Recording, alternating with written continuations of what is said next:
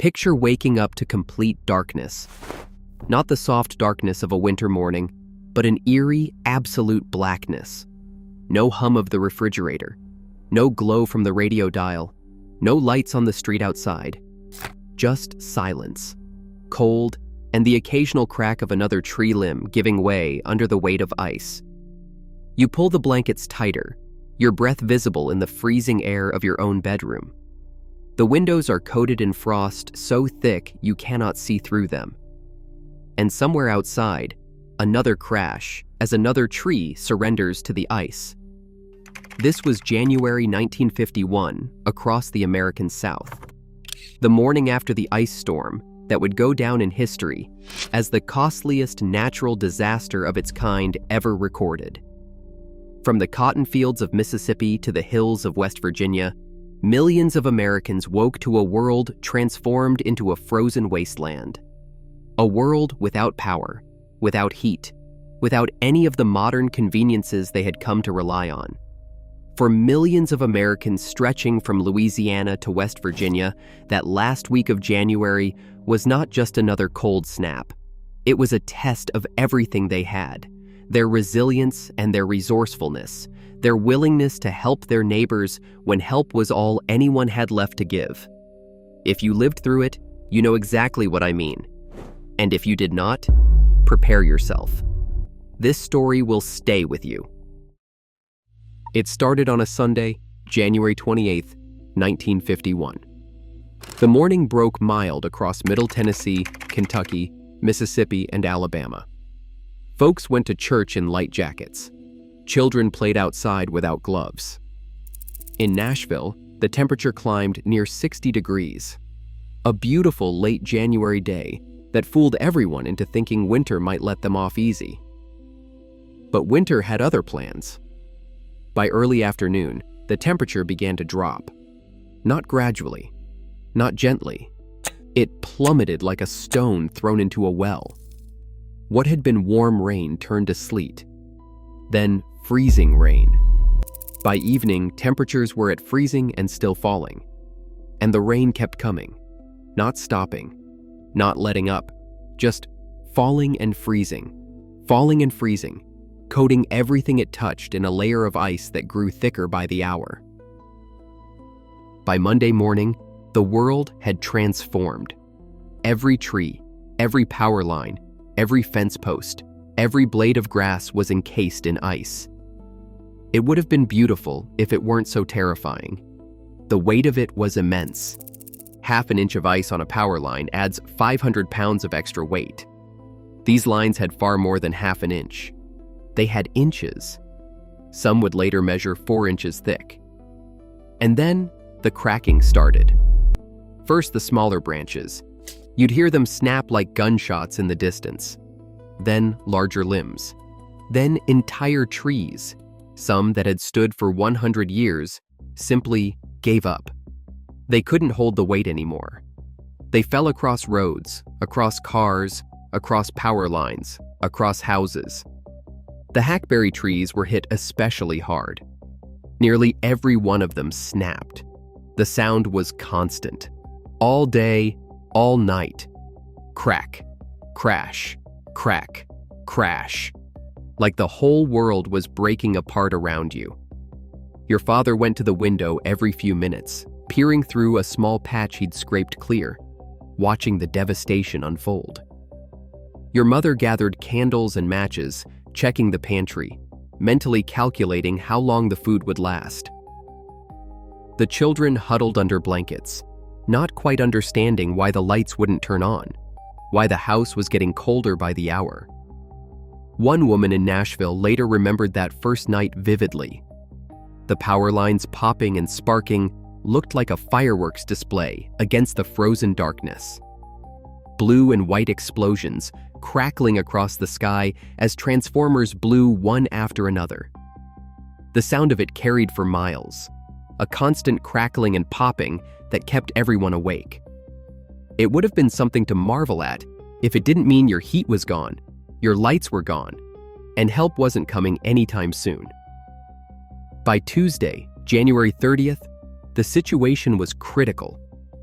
Over 16,000 homes in Nashville alone had lost power. More than 80,000 people sat in the dark, in the cold, wondering when the nightmare would end. But it wasn't ending. It was getting worse. The freezing rain continued. Another day, then another. By Wednesday evening, sleet began to mix with snow, and still the temperatures dropped. The cold that followed the ice was biblical. On the morning of February 2nd, Nashville recorded 13 degrees below zero. Memphis hit 11 degrees below zero. Bowling Green, Kentucky, dropped to 20 degrees below zero. These were not places accustomed to such cold. This was the Deep South. People wore light jackets in January. They planted gardens in March. They did not own the kind of heavy winter gear that folks up north took for granted. One man took a break from shoveling to warm himself by a portable heater indoors. When he stepped back outside just minutes later, the buttons on his overcoat shattered from the sudden freeze. They just cracked and fell off, brittle as glass.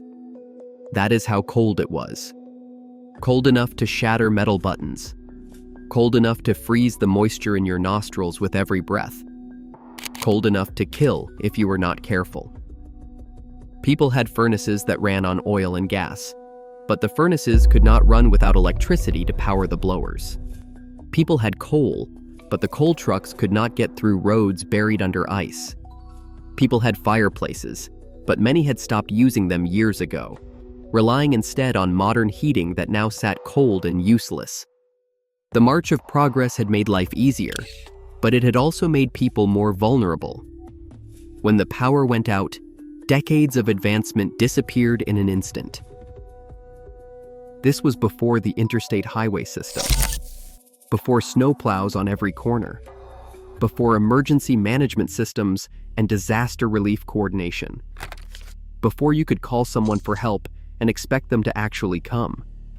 When the ice hit, communities were on their own, and they rose to meet the moment in ways that remind us what Americans are made of. The morning routine that week was unlike anything most families had experienced. You'd wake in a freezing bedroom, your nose numb, your toes aching with cold. Getting dressed meant moving fast, pulling on every layer you owned, sometimes not even taking off your coat inside. Breakfast was whatever could be cooked on the wood-burning stove or eaten cold. Coffee percolated slowly over an open flame. Bread was toasted with a fork held over the fire. The bathroom was an adventure in misery. Pipes had frozen solid in most homes. No running water meant no flushing toilets. Families melted snow in pots just to have water for drinking, for cooking, for the most basic hygiene. Some houses had wells with hand pumps that still worked. Those families became crucial to their neighborhoods, offering water to anyone who needed it. Families who had wood-burning stoves suddenly became the most important households in the neighborhood. Doors that had been politely closed to neighbors for years opened wide. Come in, warm yourself. We've got soup on the stove. Nobody asked questions about who you voted for or what church you attended. Nobody cared about old grudges or petty disagreements. If you were cold, you were welcome. That was all that mattered. One man in Robertson County, Tennessee, was 7 years old when the storm hit. He remembers it like it was yesterday. The thermometer outside his window read 16 degrees below zero. The ice was so thick on the roads that it took 11 days to fully melt. Everyone in town lost electricity. The coal yard ran completely out of supply, and the trucks couldn't bring more because the roads were impassable. Cars wouldn't start in the extreme cold. Batteries died. Fuel lines froze. If you couldn't walk to where you needed to go, you simply didn't go. But farmers had it worst of all. Out in the rural areas, where electricity had only arrived in the past decade or two, the impact was devastating. Milking machines froze solid. Dairy cows, desperate for relief, couldn't be milked on schedule. Milk production across the region collapsed. Livestock that couldn't find shelter died where they stood, frozen in the fields. Farmers trudged through waist-deep snow and ice to reach animals they couldn't save. knowing that each loss represented months of work and income gone in a single night. One farmer later told his children about walking out to check on his pigs the morning after the worst of the storm. 2 sows had given birth during the night, right out in the open. By the time he reached them, half the piglets had already frozen to death. The ones still alive were barely hanging on. He gathered them up, tucked them inside his coat, and carried them back to the house where his wife wrapped them in blankets and set them by the fire. They saved most of them. But the image of those frozen piglets stayed with him for the rest of his life. The cities weren't much better. Nashville came to a complete standstill. No businesses opened for 3 days. Not the grocery stores, not the drug stores, not even the diners where men usually gathered for morning coffee and conversation. Eastern Airlines canceled all flights for 3 days straight. Trains ran 2 days behind schedule, when they ran at all. The Louisville and Nashville Railroad, normally as reliable as clockwork, ground to a halt. Streets that normally bustled with traffic sat silent, covered in a layer of ice 4.5 inches thick beneath 6 inches of snow. It was an eerie sight. Downtown Nashville, usually alive with the sounds of commerce and conversation, was as quiet as a cemetery. The only sounds were the crack of falling ice and the distant shouts of men trying to clear the roads. The few people who tried to drive quickly gave up. Hundreds of cars were abandoned across the city, sitting where their owners left them, frozen monuments to the storm's power. Some would not start again for weeks. Batteries died in the cold. Fuel lines froze solid. Engine blocks cracked. The ice storm did not just stop traffic. It destroyed vehicles by the hundreds. One man tried to make it to work on that first icy morning. He made it as far as 21st Avenue before turning around. Years later, he described what he saw. The road looked like frozen ocean waves, the snow and ice sculpted by the wind into peaks and valleys that no car could navigate. He backed up and went home. There was nothing else to do. And yet people tried. They always try. That is what Americans do. The postmen still attempted their routes, trudging through snow up to their waists, carrying mail to people who had not seen another human face in days. Neither snow, nor rain, nor gloom of night, the motto went. They took it seriously. Line workers from the power company worked around the clock, 16-hour shifts in sub-zero temperatures, racing to restore electricity before more people got hurt. They knew that every hour without power was an hour closer to disaster for elderly residents, for families with babies, for anyone without a backup source of heat. Those line workers were heroes, though nobody called them that at the time. They were just doing their jobs, people said. But their jobs meant climbing frozen poles with ice-covered equipment, replacing miles of downed wire, working until their fingers were too numb to grip their tools. Then, warming up for a few minutes and going right back out. Some of them worked 48 hours straight without sleep. Some collapsed from exhaustion and had to be carried inside by their crews.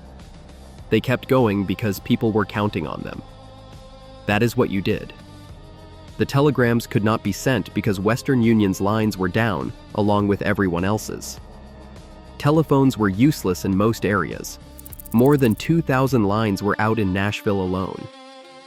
People had no way to check on relatives in the next county, no way to know if their parents were alive, no way to call for help if something went wrong.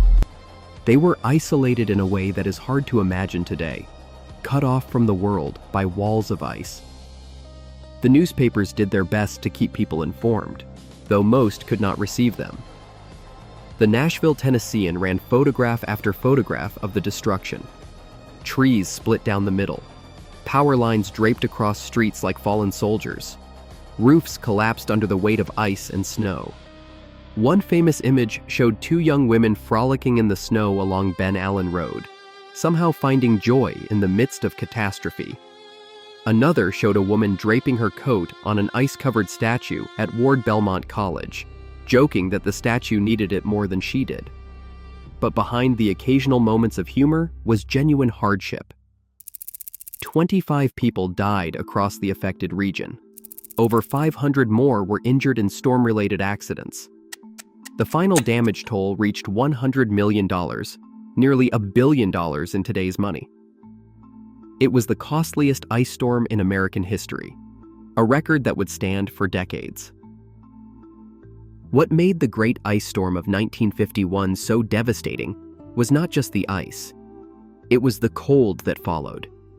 In a normal ice storm, temperatures rise within a day or two, the ice melts, and life returns to normal. But the Arctic air that descended after this storm settled in like it planned to stay forever. For 11 days, the ice refused to melt. 11 days of frozen roads. 11 days without power for many families. 11 days of burning whatever you could find just to stay warm. People got creative. They had to. Wood that had been stacked for decoration became fuel. Old newspapers were rolled tight and burned. Furniture that was already falling apart went into the fireplace without a second thought. Kerosene lamps that had not been used in years were pulled from attics and basements, dusted off, and pressed back into service.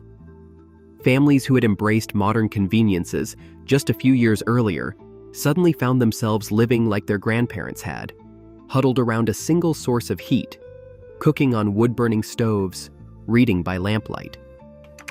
One woman who was in her mid-20s at the time later wrote about the experience. On Wednesday night, January 31st, she watched as the ice blizzard put their magic fairyland of electricity out of business for over a week.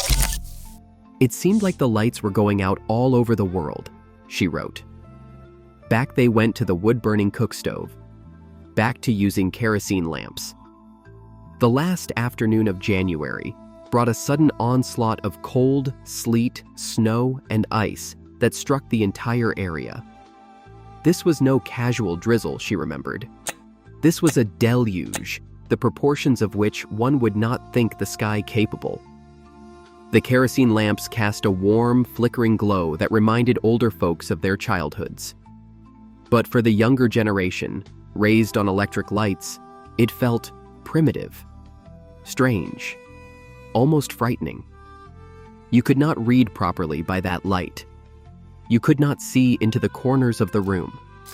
Shadows danced on the walls, and every creak of the house sounded like something sinister. Children did their homework by lamplight, squinting at textbooks held close to the flame. Mothers mended clothes and darned socks the way their grandmothers had, working by feel as much as by sight. Fathers kept the fires going, an endless cycle of adding wood, adjusting dampers, cleaning ash. There was no rest. The fire could not be allowed to die. If it went out in the middle of the night, you might not wake up in time to relight it.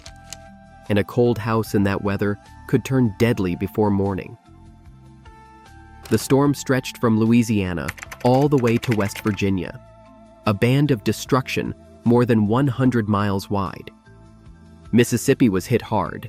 Alabama was hit hard. Kentucky was hit hard. Ohio saw significant damage in its southern counties. It was as if winter had declared war on the entire region all at once. In Mississippi, a high school student named Jim Fleming found himself stuck at home with nothing to do. School was canceled for 2 weeks. All the telephone lines were down. He could not reach his friends. He could not go anywhere. So he did something that would change his life. He pulled out his biology textbook and started reading. Over those 2 frozen weeks, he memorized the entire animal kingdom. Every order, every genus, every species, every phylum. When he finally returned to school and took his biology exam, he wrote with such detail that his teacher accused him of cheating. Years later at Vanderbilt University, a professor made the same accusation after Fleming aced another biology exam. He challenged the young man to prove it on the spot. And Fleming did, writing out the entire animal kingdom from memory. He went on to become a doctor, his career launched by 2 weeks of ice and isolation. But Jim Fleming was not the only child who found unexpected joy in the disaster. For kids, the ice storm was the greatest adventure of their young lives. Schools were closed. Parents were too busy surviving to enforce the usual rules. And outside, the entire world had become a playground, unlike anything they had ever seen. The sledding was perfect. Hills that were normally too grassy or too rocky were now covered in a smooth sheet of ice beneath a layer of snow. Tea trays and baking sheets became sleds. Cardboard boxes became toboggans. Children spent hours racing down slopes, trudging back up, and doing it all over again. They came home soaked and frozen, their clothes stiff with ice, their cheeks red as apples. Their mothers scolded them and hung their clothes by the fire to dry. And the next morning, they were back outside again. Snowball fights lasted all day. Snowmen stood taller than adults. One photograph from Nashville shows children at Kendall Hill in East Nashville, scores of them, taking advantage of perfect sledding conditions. For them, the Great Ice Storm was not a disaster. It was a holiday, a gift from the winter gods, something they would tell their own grandchildren about decades later. When the thaw finally began on February 5th, relief swept across the region. But the relief quickly turned to chaos. Thousands of people who had been trapped inside for nearly a week all tried to leave at the same time, and the result was the worst traffic jam in Nashville history. Cars backed up for 5 miles on every major road leading downtown. Streets that had been silent for days were suddenly packed with vehicles, everyone desperate to buy groceries, check on relatives, or simply prove to themselves that the world outside still existed. It took until February 12th for the ice and snow to completely melt. 2 full weeks from start to finish. 2 weeks that tested every family, every community, every ounce of American grit across the entire South. But here is what nobody tells you about the Great Ice Storm of 1951. It was not just about survival. It was about what survival revealed. When the power went out, and the roads closed, and the phone lines fell, people discovered something they had almost forgotten. They discovered each other. Neighbors who had lived on the same street for years but never spoken suddenly found themselves sharing meals, sharing firewood, sharing stories. Churches became warming centers. Schools became shelters. Community halls filled with families who had nowhere else to go. The cold stripped away everything unnecessary. Status did not matter. Money did not matter. What mattered was whether you had heat and whether you were willing to share it. And people shared. They shared more than they had to. They shared even when they were not sure they had enough for themselves. Because that is what you do when your neighbors are freezing. One family remembered inviting an elderly widow from down the street to stay with them until the power came back. She had no fireplace, no wood stove, no way to keep warm on her own. She was too proud to ask for help, so they did not wait to be asked. They walked through the snow to her house, bundled her up, and brought her home with them. She stayed for a week. When she finally returned to her own house, she cried. Not because she was glad to leave, but because she was sad to go. That is what the winter of 1951 was really about. Not the ice, not the cold, not the record low temperatures, or the $100 million in damage. It was about Americans doing what Americans have always done when things get hard. Stepping up, reaching out, refusing to let their neighbors suffer alone. The farmers who lost livestock rebuilt their herds. The power companies repaired their lines. The roads were cleared, the cars were retrieved, and life went back to normal. But the memories remained. Ask anyone who lived through that winter, and they will tell you about it in detail. Where they were when the ice started falling, how cold it got in their house when the power went out, who helped them, and who they helped in return. Those stories have been passed down through generations now. Grandparents telling grandchildren about the time the whole world froze. About kerosene lamps and wood stoves and neighbors gathered around a single fire. About a time when life was harder, but somehow simpler. When you could not call for help, so you became the help. When you could not order supplies online, so you shared what you had. The Great Ice Storm of 1951 was a disaster by every measure. But disasters have a way of showing us who we really are. And in the winter of 1951, Americans across the South showed themselves to be exactly what they had always been. Tough, resourceful, generous, unwilling to quit. We have better forecasting now, better roads, better emergency response systems. If a storm like that hit today, we would probably handle it better. But would we handle it the same way? Would neighbors still open their doors without being asked? Would strangers still share their last bit of firewood? Would communities still come together the way they did in 1951? That is the real question the Great Ice Storm leaves us with. Not whether we could survive another one. Of course we could. But whether we would survive it together, the way they did. Back when the power went out and the only warmth left was the warmth of human kindness. If you remember the winter of 1951, share your story in the comments below. We love reading about your memories and your family's experiences. If this video brought back something you had almost forgotten, share it with someone who might remember it too. Hit that subscribe button to keep these American stories alive. And until next time, stay warm. Not just in body, but in spirit. That's what the generation of 1951 would want us to remember.